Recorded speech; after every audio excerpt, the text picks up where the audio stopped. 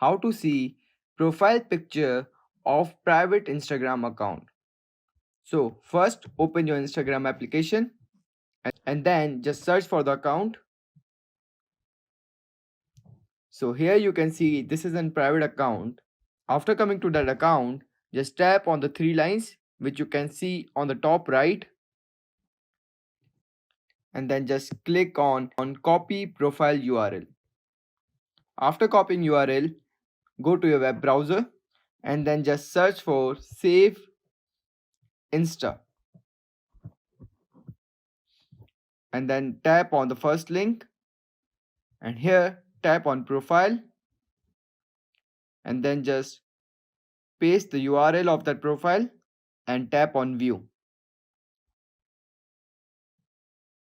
It will take some time depending on your internet connection. So here you can download that profile or view that profile of that private account. So subscribe to this channel for more how-to videos like this.